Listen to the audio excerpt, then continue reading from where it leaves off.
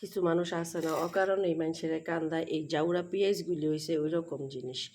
অকারণেই খালি পেঁয়াজটা কাটলেই মানুষের চোখে দিয়া পানি বের করবো। এই পেঁয়াজের আর কোনো কাম কাজ নাই। অকারণে মানুষের কান্দাই না কতটি মানুষের পরিচয় আছে না যে অকারণে মানুষের কান্দাইতে থাকে। এই পেঁয়াজ আর মরিচের কারণ হইছে মরিচ কাইটটা তুমি চোখে ডলা দিবা তাইলে মনে তোমার অশ্রু গলিত পড়বো। চোখ ডলা দিবা মরিচ কাইটটা তোমার চক্ষু দিয়া পানি পড়বো। আর হইলে গিয়ে পেঁয়াজ, এই পেঁয়াজ হচ্ছে নিজ দায়িত্বে চোখের পানি ফালাই দিব মানুষের মতন, মানে কিছু খারাপ মানুষের মতন চোখের মধ্যে তা পানি ফালাই দিব। আচ্ছা যাই হোক, এখন আমি এই পেঁয়াজ আর মরিচ দিয়া ওখানে ডিম ভাজবো। এটা হইলে পরে ভাজবো, এটা হইলে এখন ভাজবো।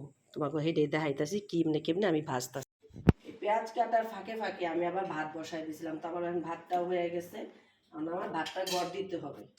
ভাতটা গড় দিতে দিতে তারপরে আর কি কাজ আছে সেটা আমি আপনাদের দেখাইতেছি। আপনারা কন্টিনিউ করতে থাকেন আমার সাথে। আসলে আমি যে ভাতটা গড় দিতেছি সেটাও আপনাদেরকে দেখাইতেছি। আজকে আমি কিন্তু অনেক কাজ পারি, কিন্তু আপনারা মনে করেন যে আমি কোনো কাজই পারি না। যে দেখেন ভাতটা কিন্তু গড় দেওয়া হয়ে গেছে, তাই না? এই যে ভাত যে গড় দিলাম, গড় দেওয়াটা হয়েছে না কমেন্ট করে জানায়েন।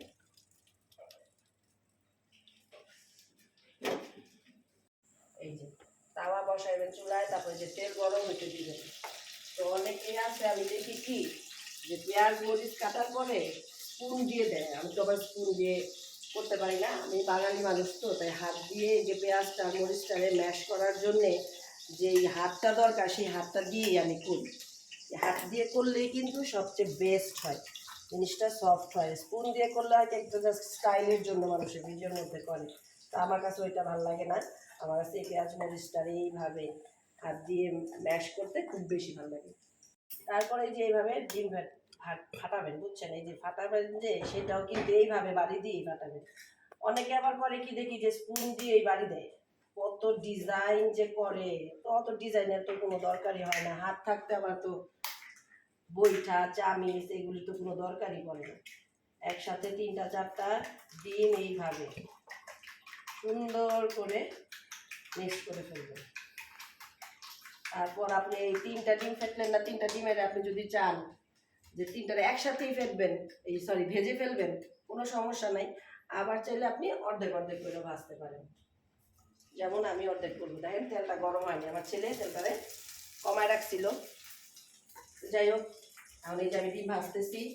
আসেন এদিকে আসেন স্যার ক্যামেরাম্যান, দেখান এই যে ডিমটা ভাজতেছি। যে ডিমটা ভাজা হইব, তারপরে কি যে একটা সুন্দর কালার ডিমের হবে আপনি কল্পনাও করতে পারবেন না। ডিমের এক পোর্শন হয়ে গেলে তো আরেক পোর্শন এই যে পাটিসাপটা পিঠার মতো আপনি এইভাবে উল্টায় দিবেন। অনেকে তো আছে আরও সুন্দর সুন্দর করে ভাজতে পারে, তা আমি আবার এত কাজের পটুও না, আবার অনেক কাজের পটু আছি। তো যাই হোক, দেখছেন তো ডিমটা কত সুন্দর একটা কালার আসছে না? ডিমের কিন্তু সুন্দর কালার আসছে, খাইতেও একটা মজা লাগে। ডিমটা একটু হোক পাটিসাপটার মতো। হ্যাঁ, তারপর আমি নামাবো।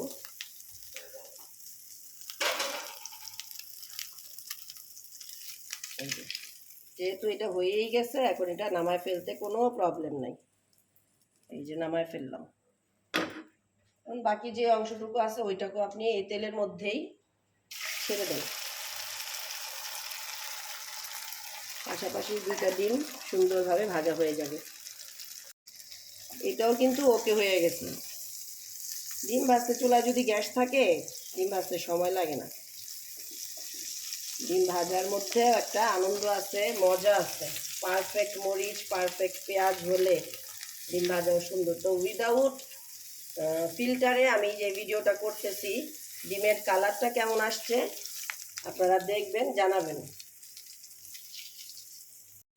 অবশেষে কিন্তু আমার ডিম ভাজা শেষ হয়ে গেছে, দেখলেন সবাই আপনারা। এই যে এখন আমি ভাত দিয়ে শুকনা মরিচ দিয়ে ডিম ভাজা দিয়ে খাবো। আপনারা কি কখনো খাইছেন কিনা যে ডিম ভাজা শুকনা মরিচ এইভাবে নিয়ে, ইচ্ছা মতো শুকনা মরিচ নিয়ে কেউ কি খাইছেন কিনা? পুরা ভিডিওটা দেখা আপনারা কমেন্ট করে জানাবেন। ওই যে পেঁয়াজ কাটছিলাম, যে অকারণে মানুষরা কান্না করা, ওই পেঁয়াজে কিন্তু আমি চুলার উপরে দিয়ে ডিমের সাথে ম্যাশ করে একদম ভাইজা ফেলছি। পেঁয়াজের যত ঝাঁজ আছে সব বের করে ফেলছি। মানুষের কান্দাবি, এবার আমি তোর আগুনে দিয়ে কান্দাইছি, ঠিক আছে না? পুরো ভিডিওটা দেখে আপনারা কমেন্ট করে জানাবেন আমার ভিডিওটা কেমন হয়েছে। এই যে এরকম লাল কইরা মরিচ দিয়া তারপরে এই যে ডিম লইবেন, ডিম লইয়া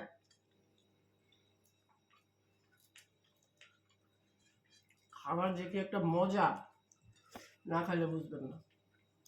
তো যার যার মনে চায় এইভাবে বেশি করে মরিচ দিয়া, লবণ দিয়া, ডিম দিয়া ভাত মেখে খাইতে এরকম করে খাবেন বিসমিল্লাহ করে।